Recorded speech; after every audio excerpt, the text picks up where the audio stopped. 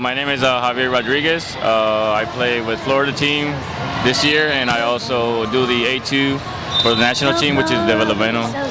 So I've been doing that for about 2 years. My name is Parks. I play for Team Florida right now, and I'm with the A2 team as well. I've been playing for about 3 years now. This is our first time playing with Florida, and they won gold last year. So their goal this year is to win gold again. So for us to jump on the team, we just want to push and help them achieve that goal again. I feel like when you ask that question, what do I expect from that? I think of Mr. T in Rocky, where he looks at the camera and goes, pain. That's what I expect, pain.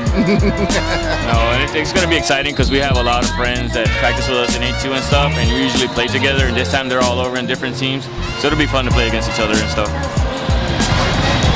Well, actually, I found out about sitting volleyball in the pool in Texas. I was doing a swimming competition, and the USA sitting volleyball recruiter actually pulled me out of the pool. It was like, you're an athlete. And I said, thank you. And he says, have you ever played volleyball? I said, no. He's like, do you want to learn? I was like, yeah. So I went and I started playing. I just fell in love with it from the get-go. For me, it was when the Pacific Trials came to Hawaii. I saw all kinds of sports, and city volleyball was part of it. So once I saw city volleyball right off the back, I liked it because I used to play volleyball back in high school, so it was something I loved right off the back. But for transition, city volleyball, just like any other sport, when you're recovering, you're kind of going through times where you're you don't want to figure out how to do whatever's next.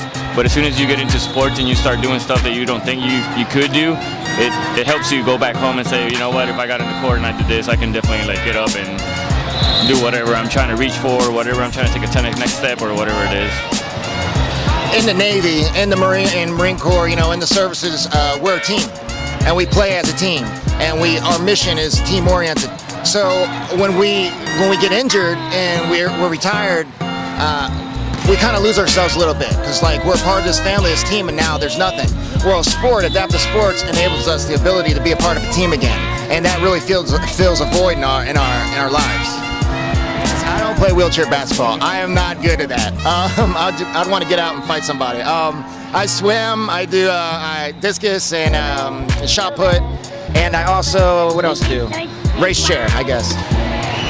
Yeah, no, I do sitting volleyball, wheelchair basketball. I play here locally with the Orlando Magic Wheels, and no, that's it. Just those two sports.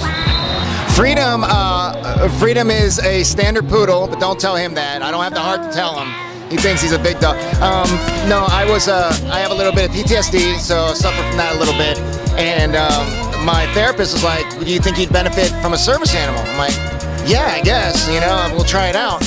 And so I was on a 2-year waiting period, and 6 months in, they gave me a call. Said, hey, listen, we have a dog for you. A spot opened up. I was so excited. I was talking to her for about 30 minutes. I was like, oh, right before I hung up the phone, I was like, oh, by the way, what kind of dog is it? Because I didn't ask. They're like, oh, it's a poodle. I was like, what? What is it? It's like, it's a poodle. I was like, whoa.